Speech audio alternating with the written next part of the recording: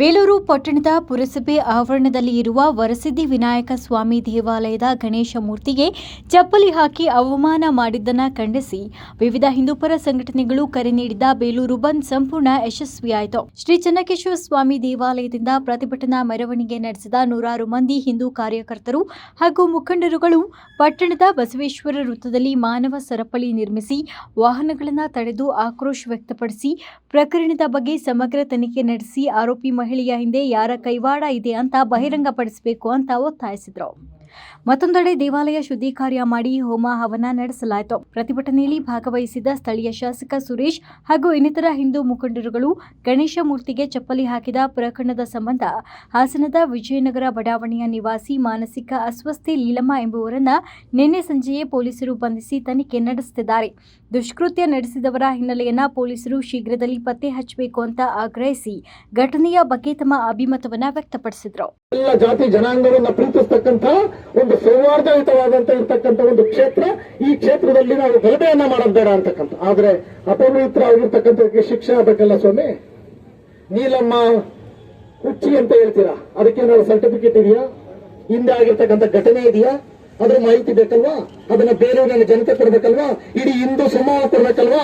ಇಡೀ ಭಾರತೀಯ ಸಮೂಹ ಕೊಡ್ಬೇಕಲ್ವಾ? ನೀವು ಇದನ್ನ ಪೊಲೀಸ್ ಇಲಾಖೆ ಮಾಡಬೇಕು ಅಂತಕ್ಕಂಥದಕ್ಕೋಸ್ಕರ ಇವತ್ತು ಶಾಂತಿಯುತವಾದಂತ ಒಂದು ಪ್ರತಿಭಟನೆ.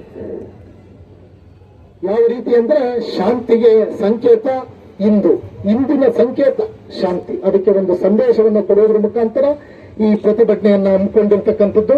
ಇವತ್ತು ಈ ಪ್ರತಿಭಟನೆಯ ನೇತೃತ್ವವನ್ನ ನಮ್ಮ ಇಡೀ ವಿಶ್ವ ಹಿಂದೂ ಪರಿಷತ್ತು, ಸಮಸ್ತ ಹಿಂದೂಗಳು ವಹಿಸ್ಕೊಂಡಿರ್ತಕ್ಕಂಥದ್ದು.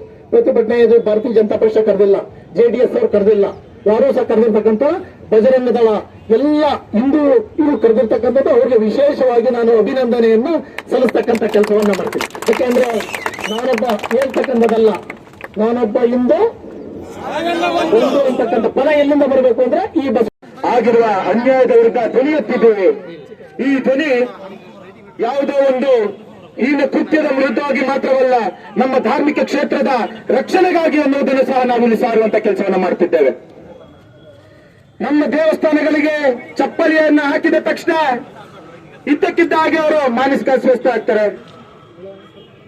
ಅರೆ, ಒಂದು ಸರ್ಕಾರದ ಆಡಳಿತ ಭವನದ ಪಕ್ಕದಲ್ಲಿರುವಂತಹ ದೇವಸ್ಥಾನದ ವಿಗ್ರಹಕ್ಕೆ ಚಪ್ಪಲಿಯನ್ನು ಹಾಕ್ತಾರೆ. ಆಡಳಿತ ವ್ಯವಸ್ಥೆ ಏನ್ ಮಾಡ್ತಿದೆ ಅಂತ ಪ್ರಶ್ನೆ ಮಾಡ್ಬೇಕಲ್ವಾ?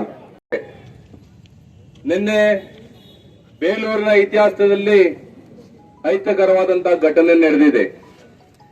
ಬೇಲೂರು ಎಂದಿನಿಂದಲೂ ಸಹ ಶಾಂತಿಗೆ ಹೆಸರುವಾಸಿಯಾದಂಥದ್ದು, ಸೌಹಾರ್ದಯುತವಾಗಿ ಇಲ್ಲಿ ಜನ ಎಲ್ಲ ಬದುಕ್ತಿದ್ದಾರೆ.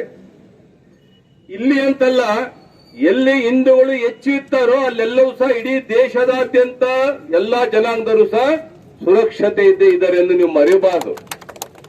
ಯಾವುದೋ ಸಮಾಜದ ಶಕ್ತಿಯನ್ನು ಅರಿತು 5 ಗಂಟೆಗೆ ಬಂಧಿಸಿ ಅವರನ್ನ ಹಾಸನದ SP ಆಫೀಸ್ ಮುಂದೆ ತಗೊಂಡು ಹೋಗ್ತಾರೆ ಅಂತ ಬಿಟ್ಟಂತ ಕೇಳಿದ್ರೆ ಅದು ಬೇಲೂರಿನ ಹಿಂದೂ ಸಮಾಜದ ಶಕ್ತಿ ಅಂತ ಬಿಟ್ಟು ಹೇಳಕ್ಕೆ ಇಚ್ಛೆಪಡ್ತೀನಿ.